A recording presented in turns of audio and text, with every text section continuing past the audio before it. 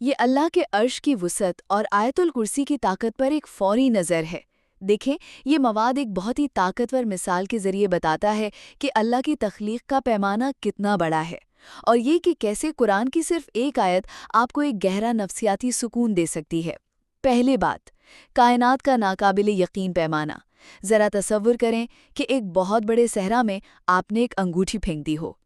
پہلا آسمان اس پورے صحرا کے مقابلے میں بس اسی ایک انگوٹھی جتنا ہے، اور یہ سلسلہ یہیں ختم نہیں ہوتا۔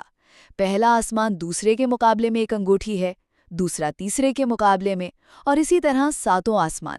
پھر یہ ساتوں آسمان مل کر اللہ کی کرسی کے سامنے ایک انگوٹھی جیسے ہیں، اور وہ کرسی خود عرش عظیم کے سامنے ایک چھوٹی سی انگوٹھی جیسی ہے۔ ناقابل یقین ہے نا؟ دوسری بات ہے آیت الکرسی کی جامعیت۔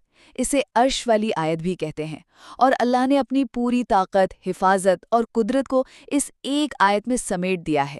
وہ ہمیشہ زندہ ہے، ہر چیز کو تھامے ہوئے ہے، اسے نہ نیند آتی ہے نہ اونگ، اور اس کی کرسی نے آسمانوں اور زمین سب کو گھیرا ہوا ہے۔ اور آخری بات، اس کا نفسیاتی اثر۔ جب آپ یہ آیت پڑھتے ہیں نا تو ایک گہرے تحفظ کا احساس ہوتا ہے۔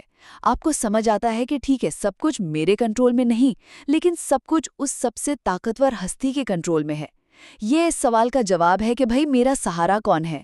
جواب ہے وہ ذات جو کبھی نہیں سوتی اور پوری کائنات کو سنبھالے ہوئے ہے۔ تو مختصراً، جب آپ کائنات کی اس وسعت کو اس آیت پر یقین کے ساتھ جوڑتے ہیں تو آپ کے وجود سے ہر خوف ختم ہو جاتا ہے۔